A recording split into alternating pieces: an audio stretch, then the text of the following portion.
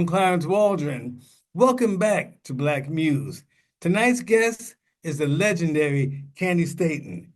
She has won big success in almost all musical genres, including soul, gospel, disco, country. But her biggest record, Young Hearts Run Free from the 70s, remains a big hit.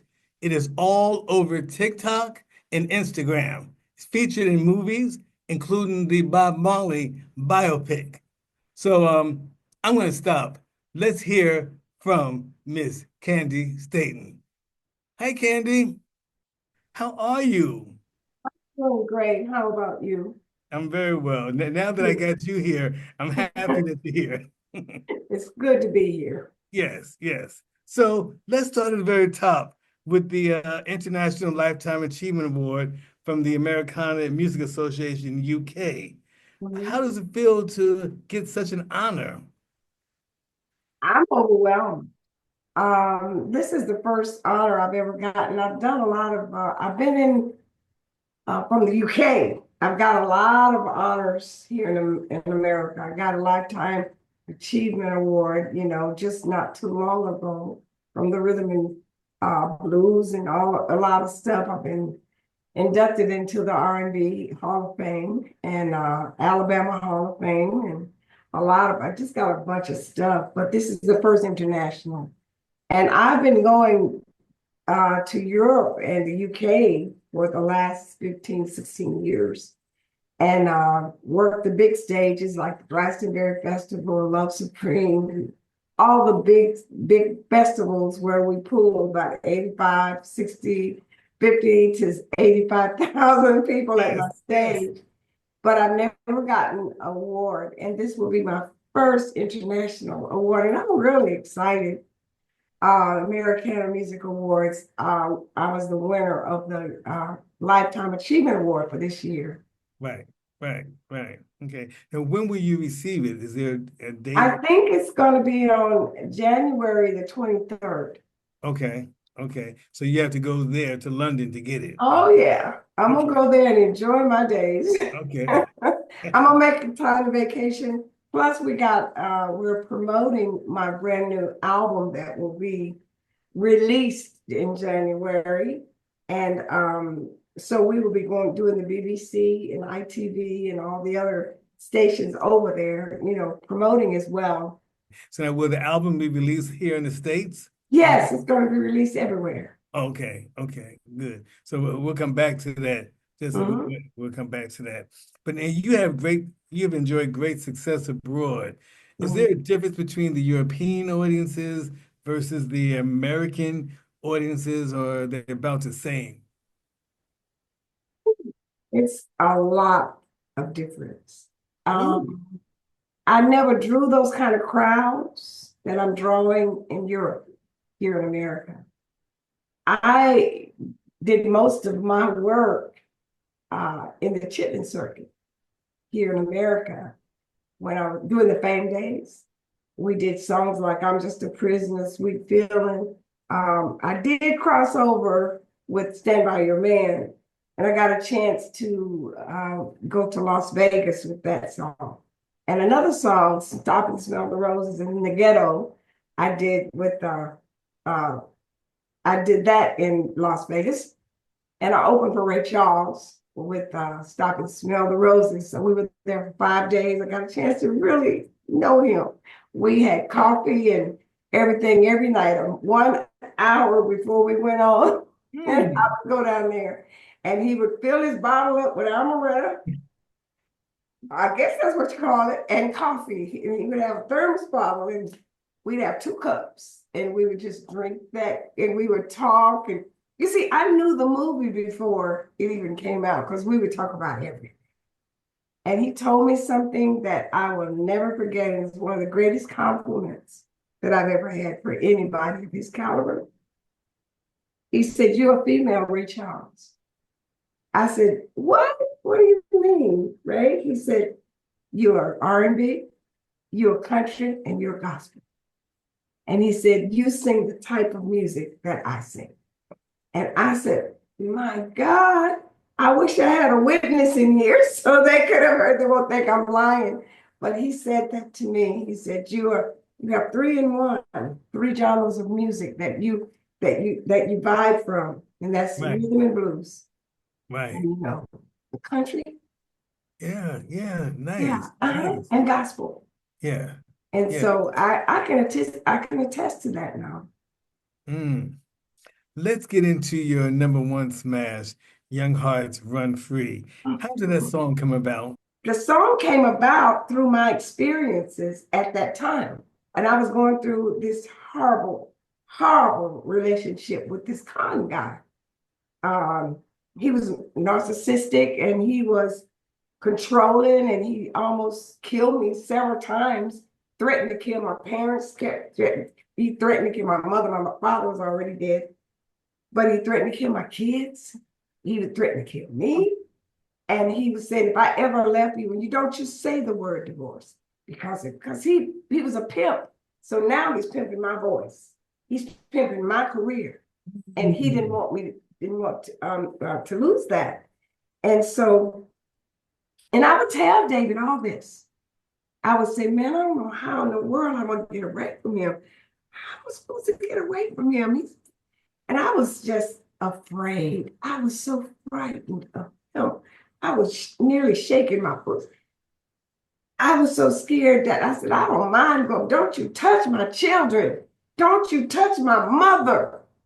And so finally, he kept writing and I had to leave. He was writing down everything I said. And he put my life story in 3 minutes on Young Hearts Run Free. God delivered me. He delivered me from that. And I could be on this for hours, me telling you about the different things that I have gone through as a woman with 5 children, 20 grandchildren, and 21 great grandchildren, and 1 great great grandson. Ooh-wee. Yeah, God has blessed me. How many people can shout and say, God has blessed me to see 4 generations with all I've been through? It takes strength. It takes courage. Ladies, don't ever give up your courage. Don't give your power to nobody. God's got your power. It's in your belly. You can do all things through Christ who strengthens you. You can do it. I did it. You can do it too. If I came through what I came through and I still look like this, I'm 84 years old. I don't need a walker. I don't need a cane. I don't need nothing. I can get up in the morning. I can still go up 15 steps just running. Wow. That's God. It's not me. That's God. It's That's God. God. Because Wow. I trust in him. And he delivers me every time. Yeah. Yeah. So now I'm trying to figure out how I can continue this interview because that was such a powerful story that you just told, my Lord. But thank God that you're here. But then again, you went on to record Victim. How did Yeah. that come about? I'm a Yeah. victim of the very same thing that I that I Very sung about. told us. I am. I am a victim. That I was a victim. I'm not a victim anymore. I kind of changed that song when I always put was. I can't lie like that because I'm not longer a victim, no longer a victim. I was then though when I made the song, but not anymore. They talked me into it. They said, Candi, just do it for us. I said, well, okay, all right, all right. I do it for y'all, but I'm not happy. And so he came up with Victim. He had written Victim, and we did Victim. And it was a pretty good hit. I think it almost went to 700,000, somewhere in there. But it didn't go gold or nothing like that. But it did good. It did good. And that's the last record I had with them, with Warner Brothers. So now, Kenny, you've done disco, soul, gospel, country, as you said, house music as well. Who is Candi Staton? I mean, how would you describe her as a singer to be able to do so many different types of music? Well, you know what, honey? I just call myself blessed by God. I'm blessed that I'm able to create uh, with the talent that He's given me, and I try to use it for His good. I try to sing good, wholesome songs. I've done some pretty rough ones back in the day when I was drunk, but that was, and this was never was like, hey, now let's tell the truth. You know, like another woman's man, and I'm another woman's, all that kind of crazy stuff. Rick and I was putting that stuff out, but that's not me anymore. I think it was somebody said that now you don't have to buy that one. I'm not singing that anymore. So I do good music, but Candi Staton is a woman of God. I believe in God. I love the Lord with all my heart. And He gives me words. He gives me the strength that I got right now. I lean and depend on Him because He's the only one I can trust. And so that's who I am. I'm a lover of people. I love people. I hate to see people begging on the street. I got a song that's coming out on the album that I wrote 20 years ago and didn't have anywhere to put it, and it would never fit anywhere. So I just kind of canned it, and it's called Reach Down and Touch Heaven for me. And it's like when I see people begging on the street, homeless folk, that's the heart of God. That's His child too. He just happened to be down there. But reach down and touch heaven for me. And I'm playing the piano on that song. And it's beautiful. As you walk the road of life with all these troubles and strife, and you see and you have no one you can call on, but you reach down and touch heaven for me. That's what God is telling us to do. Because that's where heaven is, on earth. Yeah. With the poor, with the people that can't help themselves, with those that are homeless, with mothers that are stranded, living in their cars, with people on the street, people in the buildings, people are they're just lost. And that's what that song is about. So now you left mainstream music for about 20 years and you were only recording gospel. Talk about that for a minute. You were only recording gospel, yeah. Yeah, that's when I got really saved. I really received Christ as my Lord and Savior. And it wasn't that I didn't like what I had done. I'm proud of what I had done. But I was tired. I was just tired. It was so much. I got tired of the clubs and filled with smoke. I got tired of the alcoholics screaming at me in the clubs, in the chitlin circuit. I was in the chitlin circuit at the time and had done some crossovers, but nearly not enough. And Young Hearts Run Free and everything was out, but I was just tired. I was just tired. And I started watching Christian television.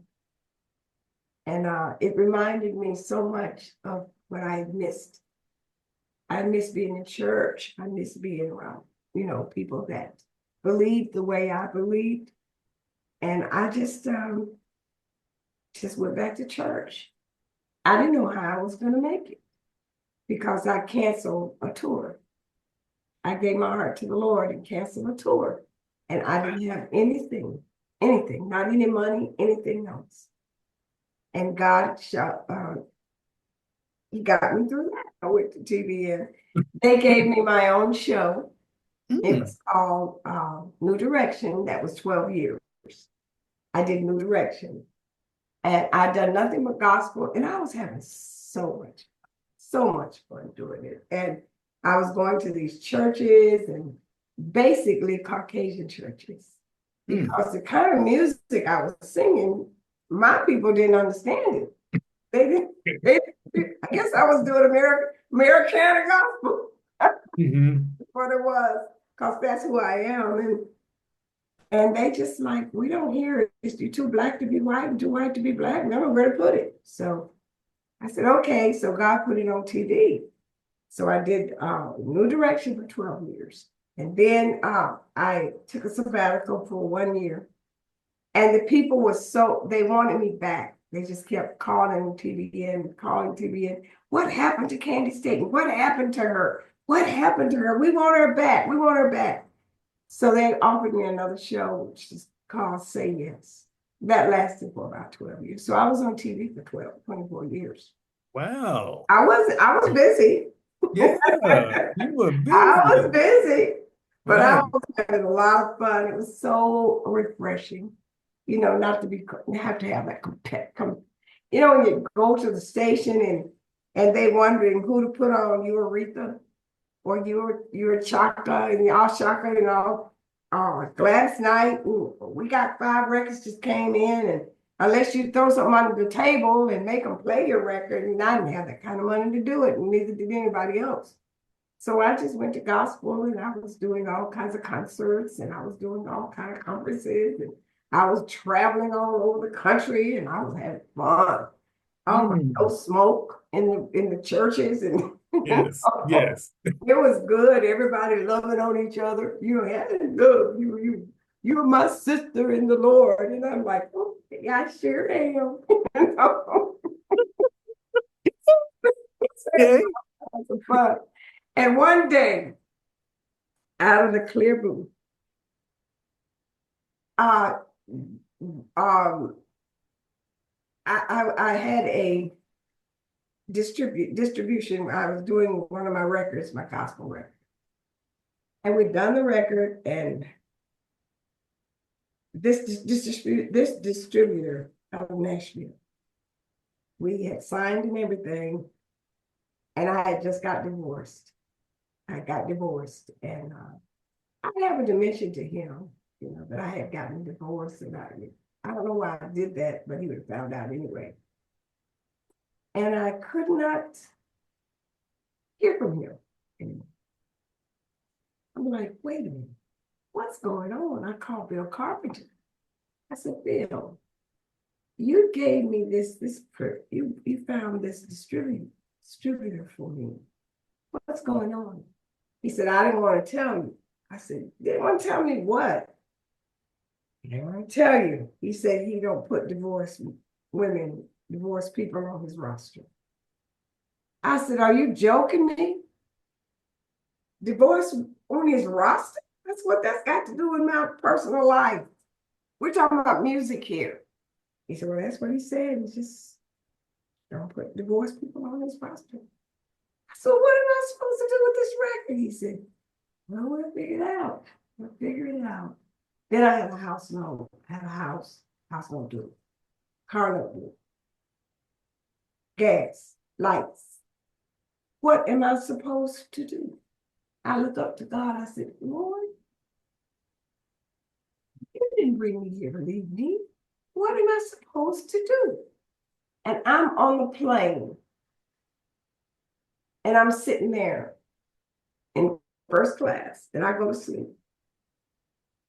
And I heard this voice say, I'm sending you back. I said, back where? He said, I'm sending you back to the people that followed you out of the church. I want you to go back and get them. I said, how am I supposed to do that? He said, he don't talk much. God don't talk much. He just says what he says. Yeah. So about a week later, Bill called me. He says, there is a TV show in Nashville that wants you to sing Stand By Your Man. I said, what? What? I hadn't sung Stand By Your Man in almost 30 years. He said, it's a big show. It's a Nashville show, and they want you to stay. I said, Bill, I don't sing the blues no more. He said, I know, but you need to do this one. I said, okay. I said, let me pray about it. And I prayed about it. And he said, I heard this voice say, I am the way, the truth, and the life. Just like that. And I said, is it truth? He asked me, is it true? Stand by your man. Give him 2 arms to cling to and something more to come to when nights are cold and lonely. I said, it's true. Yeah, you're supposed to stand by your man. He said, well, sing it. So that's how I got back into the music. And then I got another offer immediately. Bill called me up. So you want to go on tour in Europe? You Got the Love had just come out. And it was like hot as a firecracker. He said, you want to go on a tour in Europe? I said, I guess so. So the money they were offering me was like, oh yeah. Oh, yes. I'm Oh, yes. ready. Okay. Okay. I went on a tour, and that was the beginning of Europe. Okay. And then later on, they only knew Stand By Your Man, Young Hearts Run Free, and You Got the Love. So they didn't know I knew the other blues stuff. So someone over there did a compilation of my old stuff I did with the Chitlin Circuit stuff. You know, I'm Right. just a prisoner, but your good loving. I'm Yes. just a slave. And they were like, wait a minute. They went, woo, that record, believe me, that album sold 150,000 in 3 weeks all over Europe. That's what draws the people now. Yeah. And I just pick out a few I can sing. I do In the Ghetto, Stand By Your Man, and stuff like that, you know. And Suspicious Minds, and You Got the Love, and all that stuff. You know, I do a show, great show. That's How Strong My Love Is. I do all those kind of songs, and they just love me over there because I love them. I love Yeah. them so much, Yeah. and I don't have to. They know the songs. They sing them with me. If I said if I can get lyrics, I'll read lips. Yeah. There it is. Yeah. There it is. But anyway, that's probably my story. Yeah, yeah. Let's go back just for 1 minute. I know we were pressed for time. One of the gospel favorites was for me was Mama. Tell us about that. Did you write that one? Mhm. Oh, I thought so. Tell me about Yeah, I that. did. I wrote that to my mother. It was she died in 1979, and I was in grief. She and I were best friends. I was so close to my mom. And she died, and I just could not stop grieving. I just couldn't. I would think about her all day. I would hear her voice. I would remember what she would tell me. She'd tell me things, you know. And I remember her stories. I don't know if she even told the rest of the children some of her stories. But when she got sick, I was living in Reston, Virginia, and I sold my house and came and built me a house where I could be near her because nobody else could. None of the other kids, her children, could be near her because they all had permanent jobs in their cities. So I'm the only one who could leave and come back. And so I built a house there, and we would sit on the porch and we would talk. And she'd tell me a lot of stuff she never told anyone about her life and how she grew up and all that stuff. And I would tell her things, and she'd give me advice as well. So when she died, I just couldn't take it. And I knew she was going to die. I knew it because she was having heart attacks like every month or so. I would have to take her to the hospital. I'd have to pay that for $245 for her to get in, copay. I'd do that for her. And I would cook for her, I would wait on her. And when she passed away, I just was so grieved. And one morning, I literally heard that song in my head. Thought you like to know all those nights you faced the phone, praying I would make it home all right, believing God that He would someday save the soul. Well, He did. And I thought you'd like to know And I got up and I got the pencil and the pen. And at that time we had tape recorders. And I sung it into a tape recorder. And I went back to sleep. And do you know, my grief just left, just flew away. And that's how that song was birthed. Amazing, amazing. So now you battled Warner Music Group for about 30 years over unpaid royalties. Was it one of your big songs was part of the Warner Brothers Young Heart, Mhm. wasn't it? Yeah, all of the biggest songs were actually from Warner Brothers, except Stand By Your Man. But we finally found a great attorney. Everybody was afraid to go into Warner Brothers. I don't know why. I got several attorneys and they dropped me because I guess I don't know if they got, I don't know what it was, but we got it all settled. And they said I owed them $250,000, and I owed that to them for about 30 years. And I don't know what it was for. I guess it was for the limo that they had me riding in and all the parties they had given me. And I didn't know I was paying for it. And then I had a manager who would go in and get monies that I never saw. That's why I don't have one today.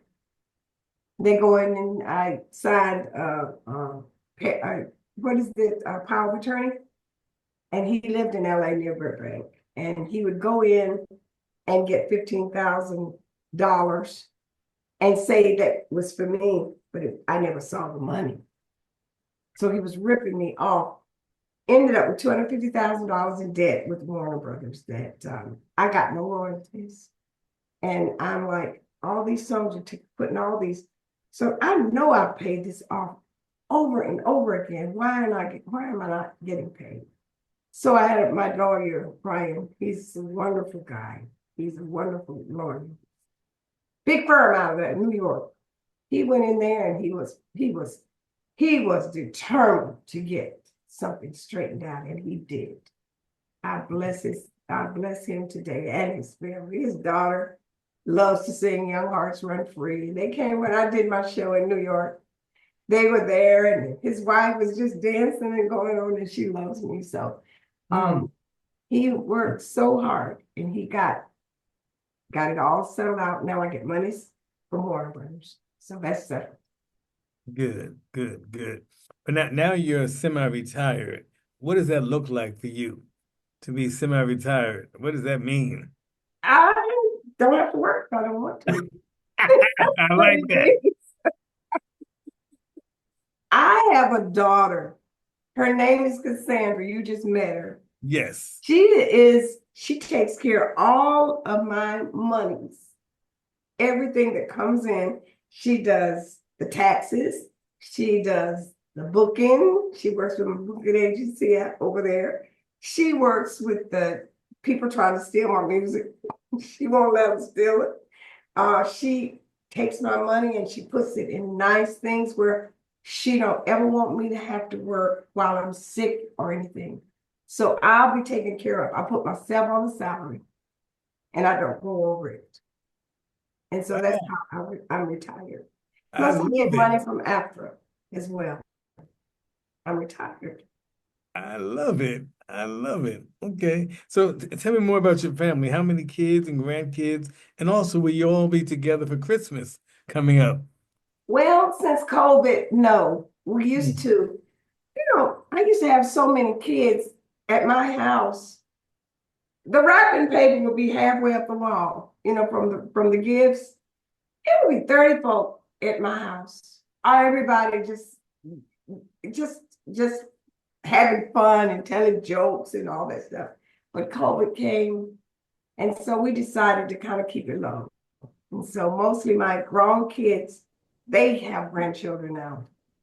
So they usually go to their homes. And now Thanksgiving is a little different. More of us come together on Thanksgiving and Christmas.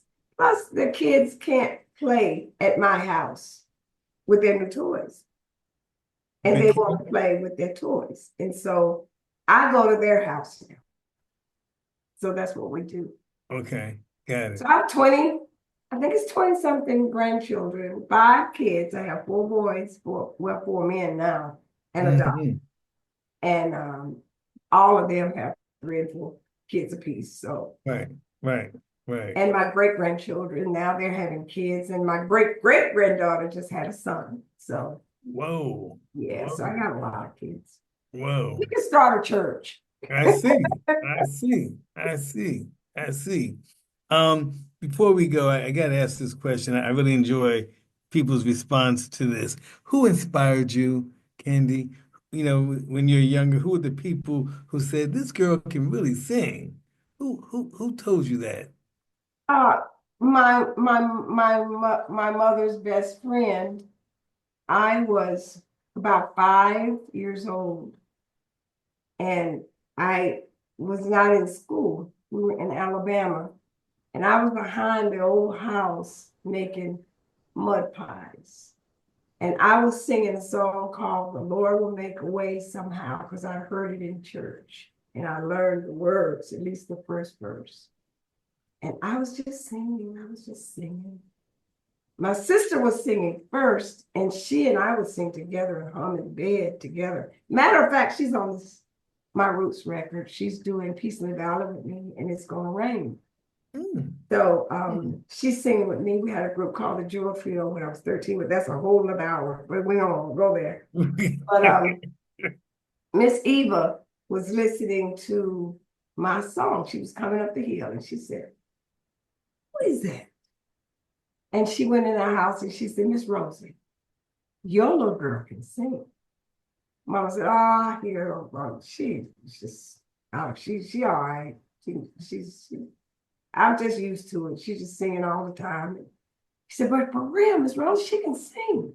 So she leaves my mother's house and go tell the pastor. And he calls me up to sing that Sunday. And I am shaking. And I sung, they put a chair up there, and I was stood me up in the little chair. And I'm shaking. And I started singing like I sung behind the chimney. And folks got to throw in pocketbooks and fans. "You better sing that song, girl. You better sing it." Oh, Jesus, that little girl. And then Reverend King started taking my sister and I with him when he went to visit other churches, and he started drawing bigger crowds. So that's when I learned I could sing for real. Sing. Right, right, Yeah. right. Well, we used to listen to B.B. King. Mama didn't like it. But we Mm. listened to Clara Ward on the radio. We listened to Mahalia Jackson. We listened to Sam Cooke. And I was in Mahalia, but I was so excited when we were with the Jewel Trio, and I got a chance to meet them all. Go on the Mm. road with them, talk with them. Sam and I would sit on steps of auditoriums. And we were the only group. We were 3 little girls with petticoats and black patent leather shoes and ponytails. And we harmonized with a 4-piece band, 5-piece band with the gospel steel. Nobody could Wow, follow us. wow. We were Jewel Right, Gospel Trio. The Jewel right. Gospel. I think we're in history books somewhere. But Okay. Bishop Jewel, Okay. we were at a parochial school, and I went there when I was little, when I was about 12, 11, I think. My sister was 13. And we went to school there, and we sung for the school.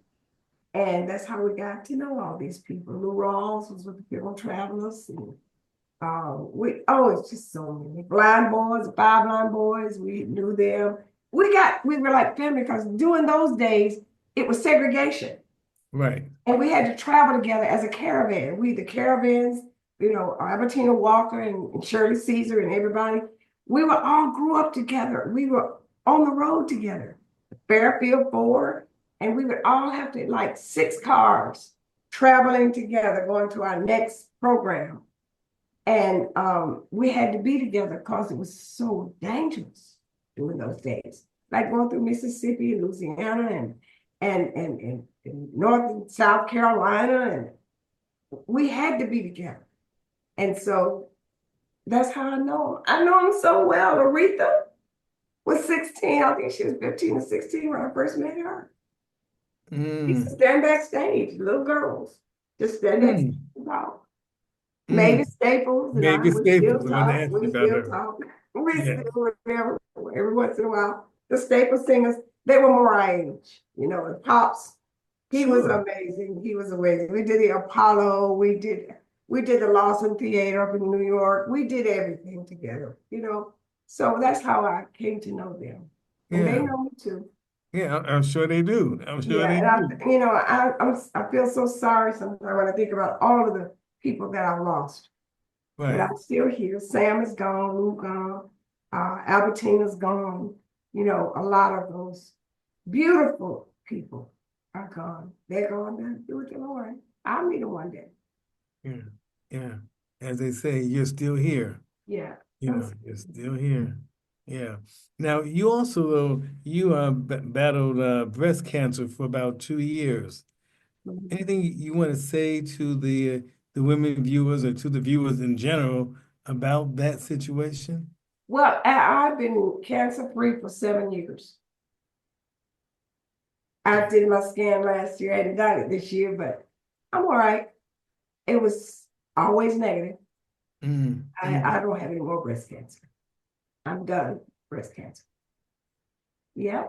So I just tell the ladies, catch it early. I was a 1 centimeter when I went to CTCN. Now it's called Hope, City of Hope. But I went down there and um, at 1 centimeter, they tried to um, shrink it with chemo. And I don't, I hope I know I never will. God forbid, I never will do chemo ever. It destroys every cell. You're never the same. That's what I've heard. I've heard. Never the same. Trust me, you're never the same.